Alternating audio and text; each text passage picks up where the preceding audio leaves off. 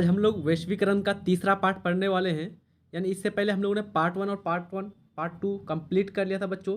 जिन बच्चों ने पिछला दोनों पार्ट को नहीं देखा है, अच्छी तरह से कंसेप्ट को नहीं समझा है, तो सबसे पहले चैनल के प्लेलिस्ट में जाकर के दोनों वीडियोस को देख लीजिए, ताकि आपका सारा कंसेप्ट अच्छी तरह से क्लियर रहेगा बच्चों। तो यहाँ पर प्रमुख रूप से जब हम लोग इसका ऑब्जेक्टिव और सब्जेक्टिव करेंगे, वहाँ पर किसी भी प्रकार की आपको समस्या नहीं आएगी। ठीक है, चलिए शुरू करते हैं आज के सेशन को। तो सबसे पहले हम लोग बात करेंगे आज सन 1991 का आर्थिक सुधार, यानी कि कौन सा सुधार हुआ था, इकोनॉमिक रिफॉर्म्स 1991 में। इसके बारे में पहले बात कर लेते हैं। तो यहाँ पर 1980 के दशक के अंत तक सरकार का व्यय, यानी कि सरकार का जो खर्च था बच्चों, उसके राजस्व से अधिक हो गया था। यानी कि जितनी अर्निंग होती थी, जितना भूमि और अन्य टैक्सों से प्राप्त किया जाता था राजस्व, तो उससे ज़्यादा क्या हो गया था, इसका खर्च बढ़ गया था। जब खर्च बढ़ जाएगा, यानी कि कमी कम होगा बच्चों और खर्च ज़्यादा होगा, तो वहाँ पर क्या हो जाएगा, यानी कि घाटे में जाने वाली है। तो आवश्यक वस्तुओं की कीमतें क्या होने लगी थी, तेज़ी से बढ़ने लगी थी। अंतर्राष्ट्रीय ऋणदाताओं की ब्याज चुकाने के लिए भारत सरकार के पास पर्याप्त विदेशी मुद्रा नहीं बची थी। उस समय भारत को 49 यानी 49 क्विंटल सोना बैंक ऑफ इंग्लैंड में बंधक रखना पड़ा था। कब?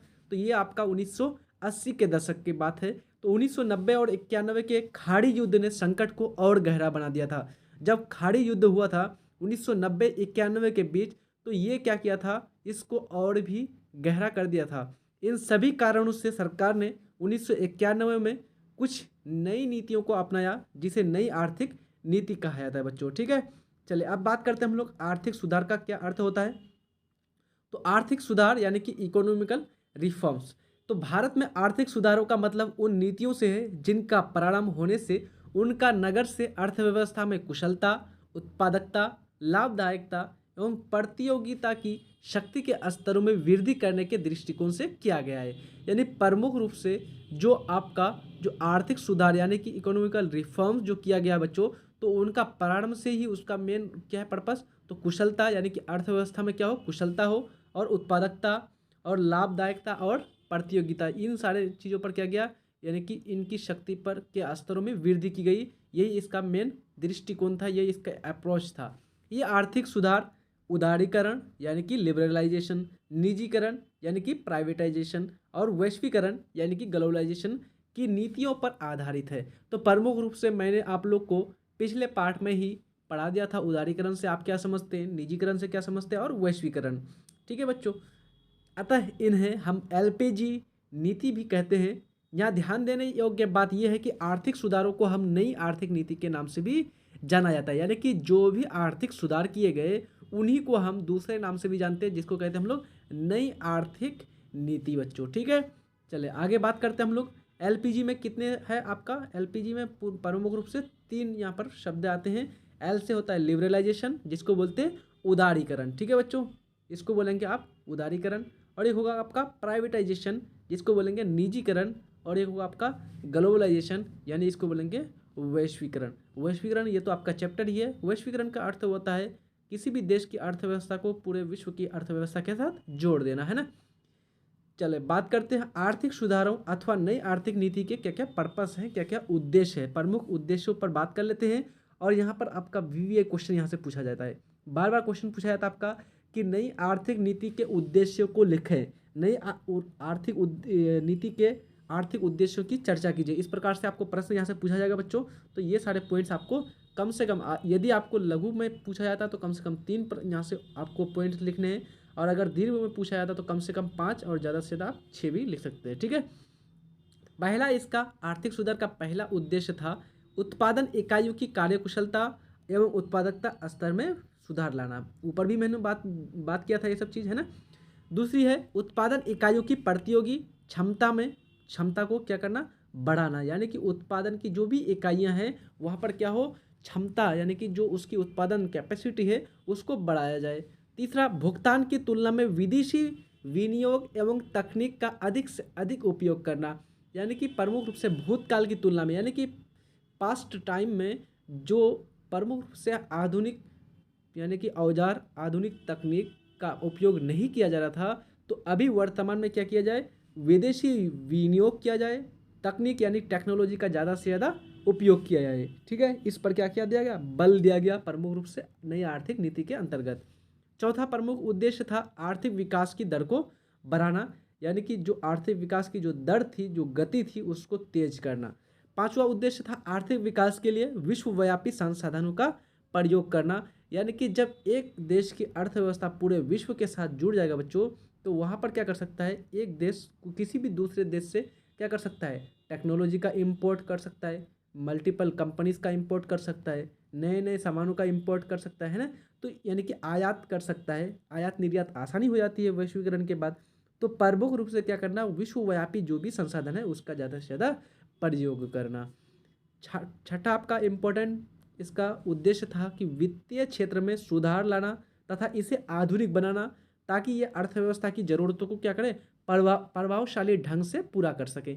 सार्वजनिक क्षेत्र के कार्यकाल संबंध में सुधार लाना तथा उसके क्षेत्र को अधिक युक्ति संगत बनाना, यानी कि जो भी प्राइवेट सेक्टर है वहाँ पर क्या करना, तो प्रमुख रूप से कार्य संपादन में क्या करना, सुधार लाना, और उसके क्षेत्र यानी कि जो भी प्राइवेट सेक्टर है उसमें अधिक युक्ति संगत बनाना। तो ये सारे प्रमुख रूप से आपके नई आर्थिक नीति का उद्देश्य था, आर्थिक सुधार का ये सारे उद्देश्य थे। ठीक है, चलिए आगे बात करते हैं आर्थिक सुधारों या नई आर्थिक नीति की मुख्य विशेषताओं के बारे में हम लोग थोड़ा सा जान लेते हैं। तो सबसे पहले है कि नई आर्थिक नीति की मुख्य विशेषताएं अर्थव्यवस्था का उदारीकरण, निजीकरण तथा वैश्वीकरण करना है। तो आर्थिक सुधार या नई आर्थिक नीति, तो प्रमुख रूप से इनमें तीनों चीज़, यानी कि आपका जो अभी बात किए थे एलपीजी।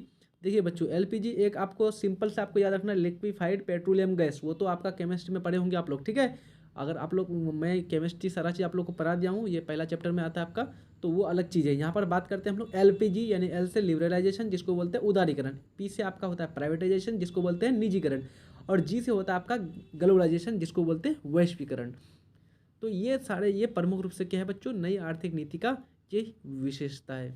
आगे बात करते हैं आम आदमी पर वैश्वीकरण का प्रभाव। अब यहाँ पर कौन कौन सा पॉजिटिव, यानी कि इसका इफेक्ट क्या पड़ा, यानी कि अच्छा प्रभाव क्या पड़ा, बुरा प्रभाव क्या पड़ा, इसको हम लोग जान लेते हैं। तो अब हम लोग पहले जानते हैं कि इस पर इसका अच्छा प्रभाव क्या पड़ा आम आदमी पर। तो पहला है कि उपयोग के आधुनिक संसाधनों की उपलब्धता। वैश्वीकरण के कारण दुनिया के सभी देशों के उच्चतम उत्पादन लोगों को उपयोग के लिए उपलब्ध हो गया, यानी कि आसानी से बच्चों, कोई भी भारत का आदमी है, भारत में रह रहा है, और कोई नया चीज़ आपका विकास हुआ, या मान लीजिए आईफोन बनाया, किसने बनाया आईफोन, तो सब मान लो अगर चाइनीज एक कंपनी बनाई, तो जब तक भारत वैश्वीकरण नहीं हुआ था तो भारत किसी भी देश से आसानी से टेक्नोलॉजी या किसी भी सामान का आसानी से आयात नहीं कर सकता था। लेकिन जब वैश्वीकरण हुआ, यानी कि विश्व की अर्थव्यवस्था के साथ जुड़ गया, तो आसानी से क्या हुआ बच्चों, पूरे खुली बाजार में आसानी से प्रवेश कर गया, और यहाँ पर जो भारत में जो बैठा आदमी जो आईफोन चाहता है, तो वो आसानी से इसको क्या कर सकता है, खरीद सकता है, यानी कि अपनी आवश्यकता या उच्चतम उत्पादन वाले जो है प्रमुख रूप से उत्पाद को खरीद सकता है।